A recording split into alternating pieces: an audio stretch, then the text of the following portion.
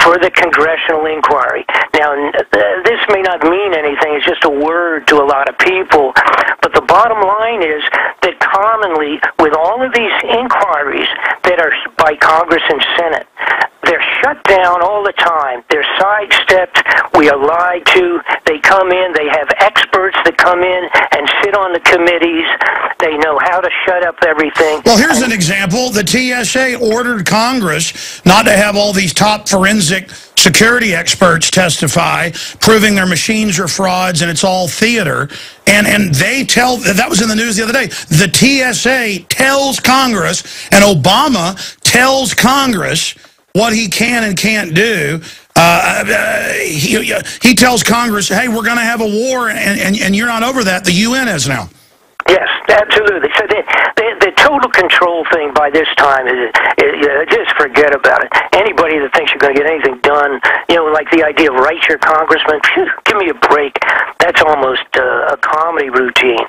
But let me get to the most upsetting thing in 30 years in my life, I think, was the Sonny situation. So what happened is he gets my report.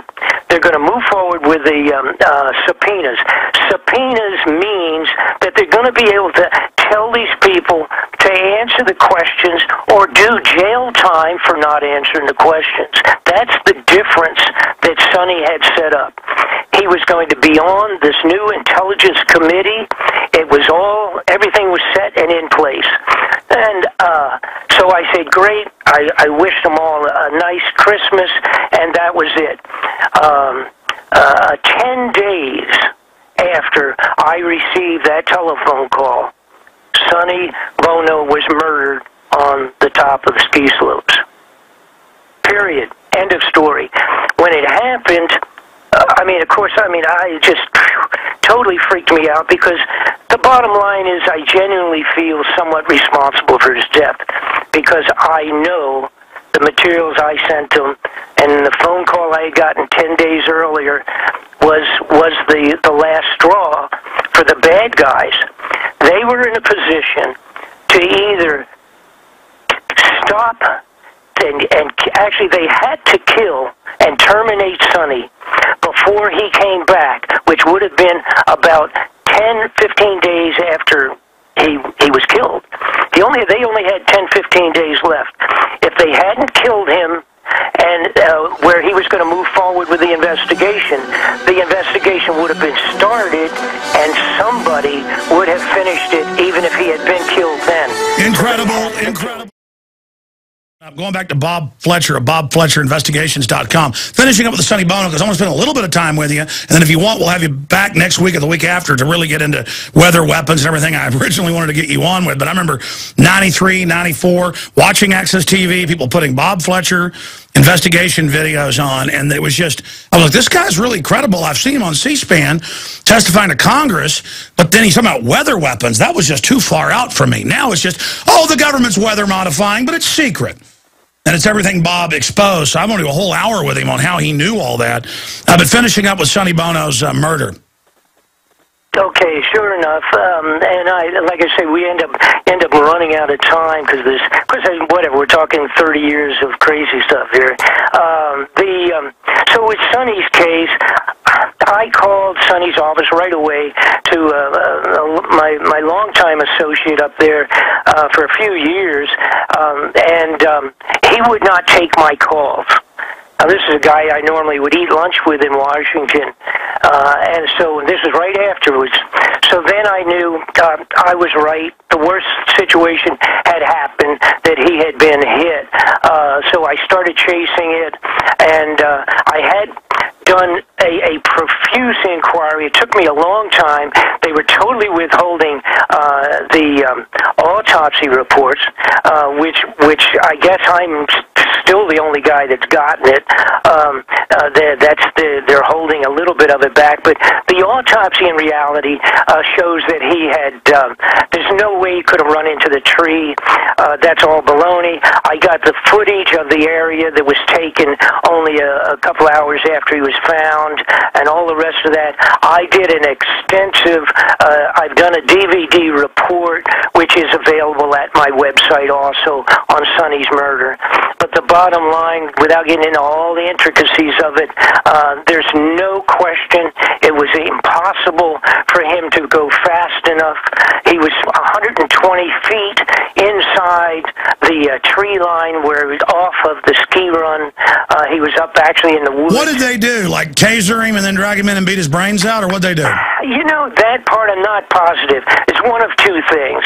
Either they had a deal somehow to like meet him. It's possible somebody told him they were going to give him information for his investigation, meet him secretly there, or he was hit someplace else and brought up on a ski sled and then rolled over into the snow and dragged up against the tree.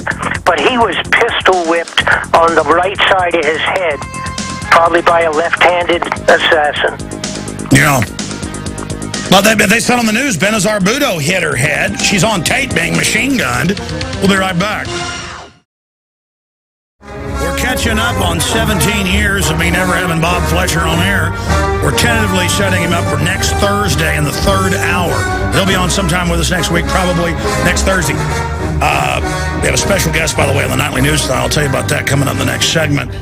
But listen, for folks that aren't online and can't go to bobfletcherinvestigations.com and check out your films and materials and special reports there that are in text, is there a P.O. box or some other way for folks to contact you? Yes, as a matter of fact. Guys, grab up a pencil there. It's Post Office Box 216. Bayview, B-A-Y-V-I-E-W, Idaho 83803. That's 216, Bayview, Idaho 83803. And drop us a note if you're not online. We'll send you a little catalog, shows you what we've been doing. Wonderful. We've only got 4 minutes left with you, and you're on next week, graciously. On the world today, on all the craziness, the NDAA, I mean, everything you talked about's come true. I mean, this is crazy. What's your view in the general world, where we're headed, what the New World Order's up to? Well, it's going to be interesting because I'm not sure. They're having to mix the crazy stuff that they're artificially put on us with some of the real changes of the earth, so to speak, that may put us into dire emergencies. So between the false stuff that they're applying and the real stuff that's coming down from nature, I don't know if they know what to do. But what's really spooky, and I have not investigated very much, is the multitude of gigantic underground facilities that the bad guys have spent our money on, yes, preparing for themselves to have a place to jump and hide when the stuff hits the fan. And so, I don't know, it's putting them into a little trick bag. I don't know what they think they're going to be controlling if, in fact, everything's blown up and flown apart above ground. All right, well, the first thing we're going to cover then is weather modification and deep underground bases, which they admit they've built, but again, that's secret. The details are secret. Unbelievable amounts of money there. What else are we going to cover next week? Well, we can talk about, of course, I'll tell you something, that is some brand new things that nobody's ever even, I've not even talked much about, is the bombs, the Oklahoma. You know, we have the anniversary coming up in a couple of weeks on the Oklahoma bombing, and I have connections that I will talk about for the first time on your show relative to what I've discovered on that. It's really, it really freaked me out, and it's very real about who was involved with some of that, the rest of the bombs. That you better say real quick and get the details next week. We don't want you to die in a skiing accident. Just real fast, who? Oh, and Gary Best, the arms dealer that was in my company, I found out, had moved temporarily 1.5 miles away from the bomb site and had previously supplied electronic detonators for C4 plastics for the Contras. And he was in Oklahoma with a covert operation. Well, we know the head of anti-terrorism was there and got caught lying about it. Yeah, well, and of course they did retrieve a couple of bombs that did not go off. Yeah, that was on the news. And they disappeared. Yeah, we have that all on video, of course. Well, we can talk about that, or we can talk about some of the weapons that people just would not believe that we utilized and tested down in Panama when we invaded the Panama. We did the Panama invasion. Super weapons. Right. Well, laser weapons that melted humans. And we have some of that, unfortunately, on video, which is pretty disgusting. Yeah, I've seen that in the Panama deception. Wow. Okay, we're going to cover it all next Thursday. I'm going to call you in about 10 minutes to double-check. You haven't been able to see your schedule yet. But next Wednesday, next Thursday, Bob Fletcher, full hour to get into all the other stuff. Amazing. Bob, thank you so much for spending time with us. God bless you. Take care. I'll say bye to you right now.